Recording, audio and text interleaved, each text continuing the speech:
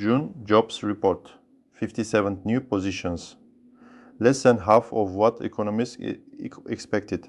The weakest reading in over 2 years. June inflation 4.2%, more than double the Federal Reserve's target, holding stubbornly above 4% for the fourth consecutive months.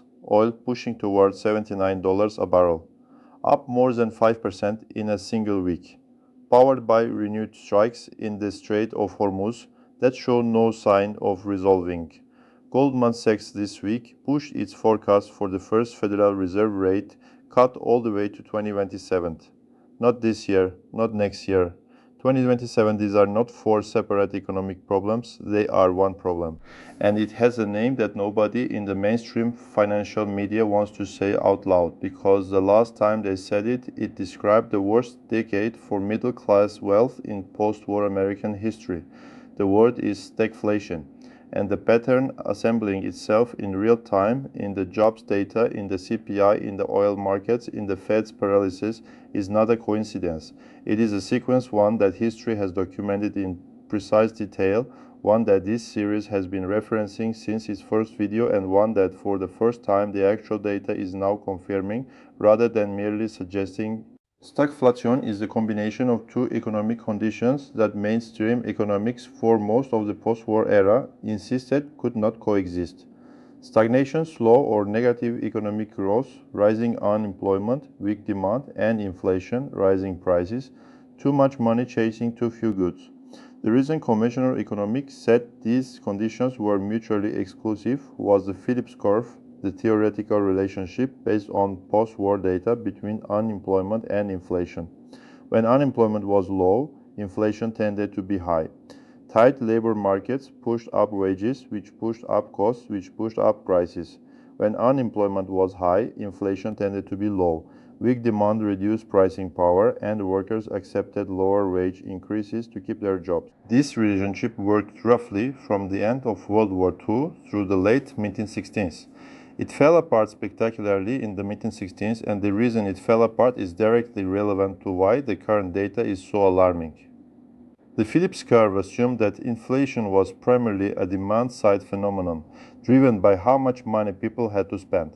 In a demand-driven inflation, the cure is simple in principle if painful in practice. Raise interest rates, reduce demand, cool the economy, and inflation falls. The cost is a recession. But the recession solves the inflation, and when inflation is solved, the central bank can cut rates, the economy recovers, and the cycle continues.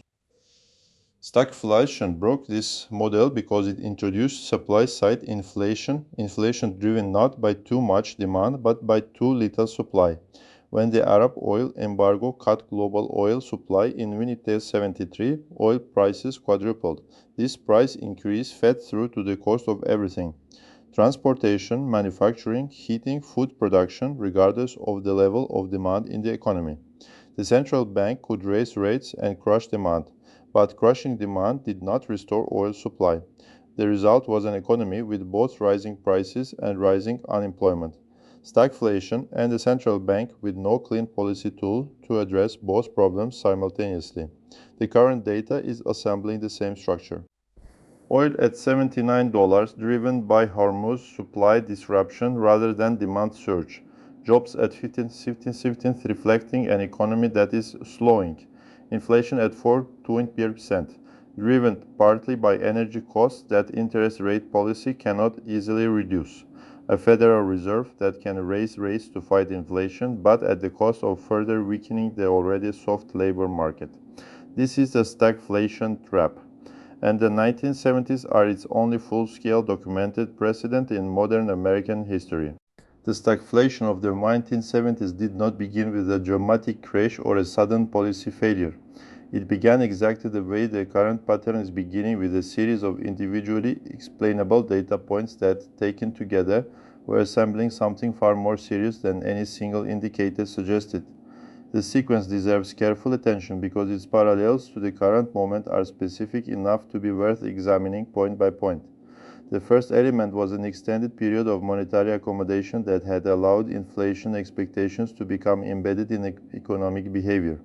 Through the late 1960s, the Federal Reserve under William McChesney Martin and then Arthur Burns had kept rates insufficiently tight relative to the inflation that fiscal expansion was generating. By 1966, inflation was running above 4%, elevated by historical standards, but not yet alarming enough to force decisive action. The current parallel, the Federal Reserve's extended period of near zero rates from 2008 through 2022, and the subsequent inflation surge that followed the 2020 fiscal expansion has created a structural inflation foundation that has proven stubbornly resistant to the tightening of 2022 and 2023. Inflation came down from its 9% peak but has stalled above 4%, exactly where the 1970s sequence was when the next shock arrived. The second element was an energy supply shock that added an external inflation impulse on top of the already elevated baseline. The 1973's Arab oil embargo quadrupled oil prices in a matter of months, transforming an inflation problem into a structural stagflation condition. The external supply shock was politically and militarily driven. It was not a response to economic conditions that monetary policy could address. The current parallel is almost exact. The Hormuz conflict and its ongoing disruption to Gulf shipping has driven oil towards $79 a barrel, not because global demand has surged, but because supply is being disrupted by military conflict. Interest rate policy cannot restore oil supply. The Federal Reserve cannot open the Strait of Hormuz.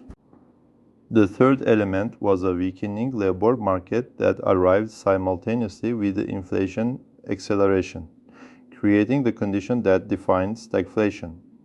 In 1973 and 1974, unemployment began rising even as inflation was accelerating, the breakdown of the Phillips curve relationship that mainstream economics had relied on. Workers were losing jobs at the same time the prices of the goods they needed to buy were rising sharply. The current parallel, 57,000 jobs in June against expectations of 110th, a labor market that is clearly cooling at the same moment that inflation is holding above 4% and oil is pushing toward $80. The fourth element was a Federal Reserve that was institutionally caught between its dual mandate, maximum employment and price stability, in a way that made decisive action in either direction politically and institutionally difficult. Burns's Fed raised rates in 1973 and 1974, but insufficiently and with too many pauses, allowing inflation expectations to become entrenched while still inflicting enough economic pain to generate unemployment and recession. The current parallel, Walsh's Fed has dropped its easing bias and markets are pricing a September hike. But with employment already weakening, the political and economic pressure not to hike aggressively will intensify with every subsequent jobs report that comes in below expectations. The 1970s stagflation decade produced asset class performance that diverged dramatically from every previous post-war decade and from the experience of the Great Moderation era that followed.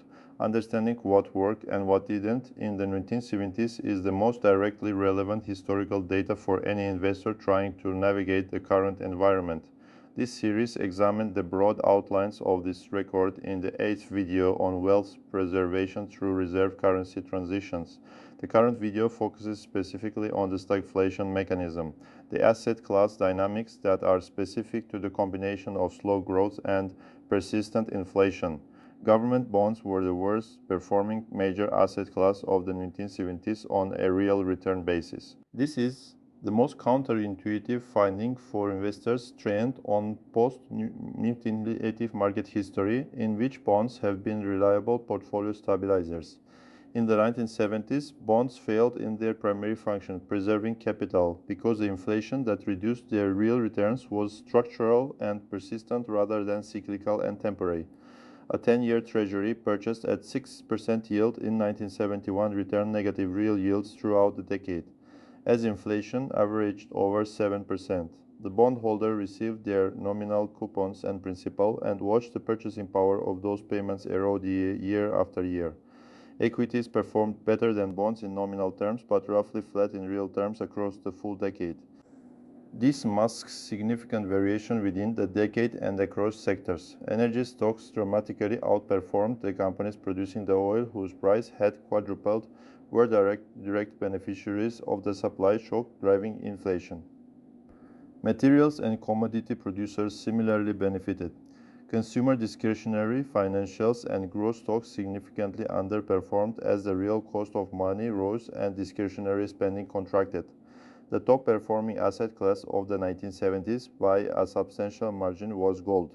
From the $35 per ounce official price at the beginning of the decade, the price at which Nixon closed the gold window in 1971, gold rose to $850 per ounce at its January 1970 peak. Even adjusted for the substantial inflation of the decade, the real return on gold was several hundred%. Gold performed because it is the monetary asset that benefits most directly from the combination of currency debasement and loss of confidence in monetary institutions, both of which the 1950s NIPS produced in abundance. The second best performing asset class was oil and energy more broadly. The commodity producing the supply shock was simultaneously the best investment of the decade for the obvious reason that the supply shock made energy scarce and therefore valuable. Investors who held oil company stocks, energy royalties, or commodity producing real estate captured the price appreciation directly. Real estate with fixed rate mortgage financing performed well for the same reason documented in previous videos. The inflation that destroyed the real value of paper savings simultaneously eroded the real burden of fixed nominal debt, while the nominal value of the property rose. The homeowner with a fixed rate mid-1970 mortgage was, in effect, receiving a subsidy from the monetary system as inflation reduced the real cost of their debt. Cash and savings accounts were the most common portfolio holdings of ordinary American savers, and they were systematically destroyed in real terms throughout the decade. Interest rates on savings accounts were legally kept below the inflation rate for most of the decade by Regulation Q, meaning that every dollar in a savings account was losing purchasing power at a compounding rate year after year. This was the primary mechanism of wealth transfer documented in the fourth video of this series, from savers to asset owners, facilitated by financial repression. Every time the stagflation parallel is raised in current economic commentary, and it is raised occasionally, though not prominently, it is met with a specific set of objections. This time is different. The economy is more service-oriented. The labor market is structurally tighter. The Fed has more tools. The energy mix is more diversified. The global economy is more interconnected. These objections deserve honest engagement because they are not entirely wrong. The American economy of 2026 is structurally different from the American economy of 1973 in ways that matter for how a stagflation dynamic would express itself. The service sector now represents a larger share of GDP than in 1973, and service sector inflation tends to be more persistent but also more responsive to labor market conditions than goods sector inflation. This means the current inflation may be more sticky but also potentially more addressable through demand reduction than the supply shock-driven goods inflation of the 1970s. The energy mix is more diversified than in 1973. American domestic oil production has grown substantially, and renewable energy now represents a meaningful share of electricity generation. A Hormuz disruption in 2060s does not have quite the same direct pass-through to energy costs as the 1973 embargo had. The Federal Reserve has more institutional credibility and more policy tools than it had in 1973. The quantitative easing and forward guidance frameworks developed since 2010. In 1973, the quantitative easing and forward guidance frameworks developed since 2010 provide options that Burns did not have. These differences are real. They suggest that the 2026 stagflation, if that is what is developing, may be less severe than the 1970s version. They do not suggest that the underlying mechanism is fundamentally different. Supply-side inflation that monetary policy cannot directly address, combined with a weakening labor market that discourages aggressive tightening, is the definition of a stagflation trap regardless of the specific supply shock causing it or the structural characteristics of the economy experiencing it. The phrase "this time is different" is, as Carmen Reinhardt and Kenneth Rogoff documented in their comprehensive study of financial crises, the most expensive sentence in the history of economics. It is spoken at the beginning of every major financial episode by people who have correctly identified structural differences between the current moment and previous episodes, and who have incorrectly concluded that those differences make the underlying mechanism inapplicable. The 1970s stagflation was real, its wealth destruction was real, its mechanism was supply-side inflation combined with monetary paralysis. That mechanism is present in the current data. The differences are in the magnitude, not the structure. The reason stagflation is the most feared economic condition, more feared than a straightforward recession, more feared than pure inflation, is not primarily about its economic mechanics. It is about the political economy of the response it requires. Regular inflation, at its most basic, requires a single painful policy action. Raise interest rates high enough for long enough that demand falls and prices stabilize. This is painful, it causes unemployment, recession, and financial market losses. But it is politically legible. There is a clear cause, loose monetary policy, and a clear cure, tight monetary policy. The public may not like the cure, but the logic is comprehensible. Stagflation breaks this political legibility. The correct monetary response to the inflation component of stagflation, aggressive rate hikes, is simultaneously the wrong response to the stagnation component. Raising rates when unemployment is already rising and growth is already slowing risks turning a slowdown into a deep recession. The cure for inflation makes the stagnation worse. The cure for stagnation, easier monetary conditions, makes the inflation worse. This is why Arthur Burns, a genuinely intelligent economist, made the decisions he made in the 1970s. He was not simply accommodating political pressure, though he was doing that too. He was genuinely caught in a policy trap where every available action made some component of the problem worse.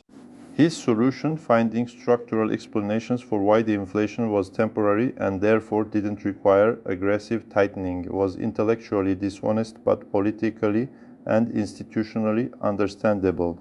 The current parallel is uncomfortable in its specificity. Walsh faces a labor market that is weakening, 57 jobs in June, well below expectations. He faces inflation at 4.2%, driven partly by oil at $79 that rate hikes cannot reduce. He faces a political environment in which the administration has been explicit about its preference for lower rates. And he faces a bond market that is already pricing in a September hike, meaning that if he doesn't hike, he risks losing the credibility that is the Fed's primary asset. Burns's resolution of this dilemma was to prioritize growth over inflation, with consequences that played out across the decade. Volcker's resolution, when he finally got to it in 1979, was to prioritize inflation over growth, with consequences that were equally severe in the short term but ultimately restorative of monetary credibility. Which template Walsh follows will determine the economic trajectory of the next several years at minimum. And July 14th congressional testimony is the first major opportunity to observe which direction he is leaning. The stagflation dynamic assembling in the American data does not exist in isolation. This week also brings China's second quarter GDP data, forecast to show growth of approximately 4.5% year over year, down from 5.0% in the first quarter. China's growth trajectory matters for the current stagflation analysis in a specific and underappreciated way. The 1970s stagflation was a primarily American and Western European phenomenon. The oil embargo targeted the US and its allies, and the stagflation dynamics played out primarily in those economies. The global economy of 2060 is structured differently. China represents approximately 18% of global GDP and is the world's largest importer of oil and commodities. What happens in China's economy affects global demand for the commodities whose supply disruption is driving the American inflation data. A Chinese growth deceleration, if confirmed by the second quarter data, has two conflicting effects on the American stagflation dynamic.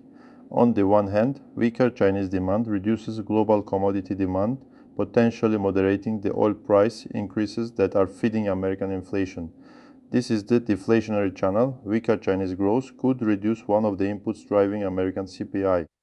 On the other hand, weaker Chinese growth reduces the global economic momentum that has been supporting American corporate earnings, financial market valuations, and the overall confidence that has kept American equity markets elevated despite the structural stresses this series has documented.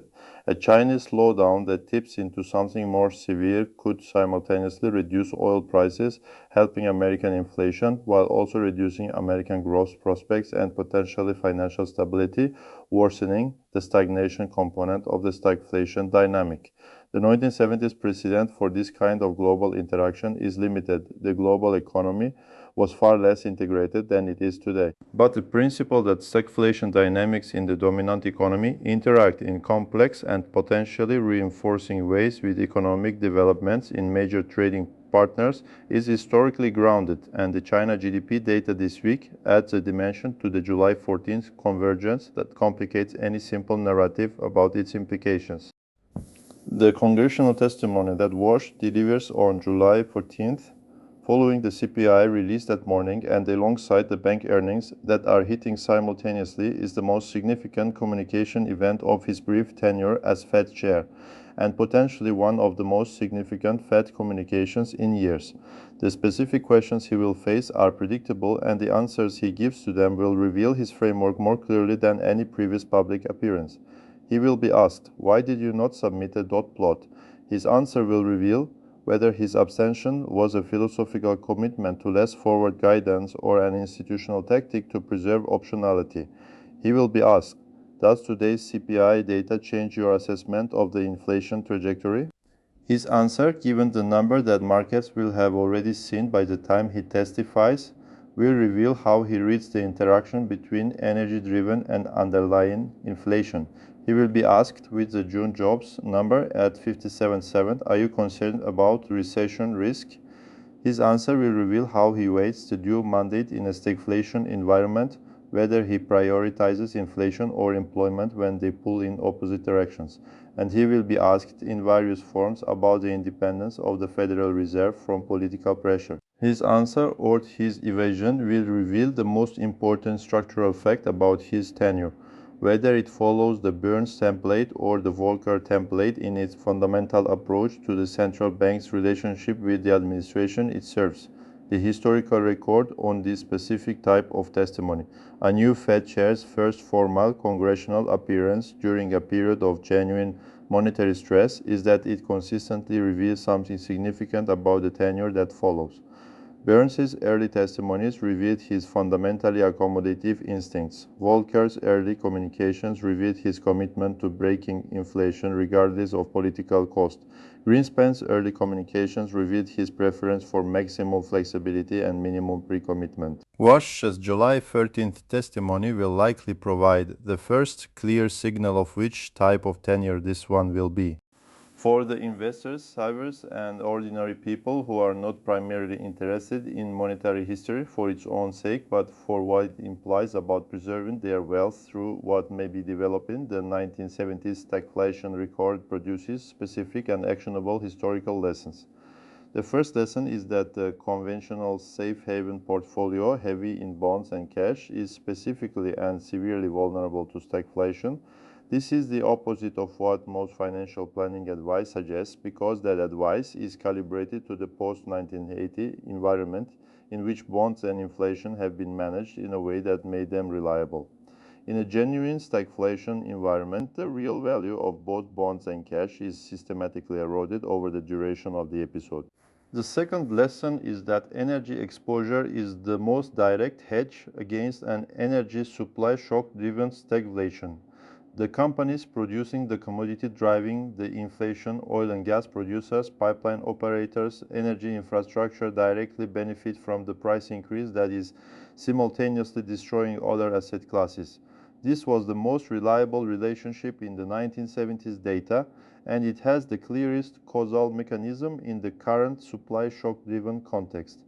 The third lesson is that gold, as documented in the 8th video of this series and confirmed by the 1970s data, is the monetary hedge that performs most consistently across the full arc of a stagflation episode. Gold's 1970s performance was not evenly distributed. It was relatively flat in the early stagflation years before its explosive appreciation from 1977 to 1916. But from peak to trough of the full episode, gold was transformationally effective at preserving real purchasing power. The fourth lesson is geographic. The 1970s stagflation was primarily an American and Western European phenomenon. Investors who held assets in economies less exposed to the oil supply shock, who had diversified into markets that were not structurally dependent on imported oil at the levels that the US and Western Europe were preserved more real wealth than those concentrated in the stagflation economies. The fifth and most important lesson is temporal. Stagflation episodes, once established, tend to persist longer than consensus forecasts at any point during them suggest. The 1970s stagflation was repeatedly declared to be nearly over. The economic community consistently underestimated its duration and severity. The structural reasons for this underestimation are the same ones that make stagflation politically difficult to address. The policy tools required to break it are more painful than any administration wants to apply, and the tendency is to find structural explanations for why the next data point will show improvement, rather than committing to the sustained tightening that actually resolves the dynamic. 6% jobs, 4.3% inflation, oil at $79, Goldman Sachs pushing rate cut forecast to 2027. A Fed chair testifying before Congress tomorrow with a dual mandate that is pulling in opposite directions. The data is assembling something that the 1970s assembled before, slowly, data point by data point, in a way that is always explainable in isolation and always more significant in combination. This series has spent 15 videos building the framework for reading this combination. Bond markets, gold, petrodollar, middle class wealth, sanctions, internal order, reserve currency timelines, asset class survival, ceasefire fragility, Fed chair transitions, Chinese treasury sales, alliance burden shifting, convergence days. And now the word that connects all of them, the economic condition that makes every one of these mechanisms more consequential, more urgent, and more historically legible. Stagflation. Tomorrow the data lands. The testimony begins, the bank earnings report, and the historical pattern that this video has documented either gets another confirming data point or it gets a genuine surprise that requires updating the framework. Subscribe, because this is exactly the channel for reading what happens next through the lens of what happened before.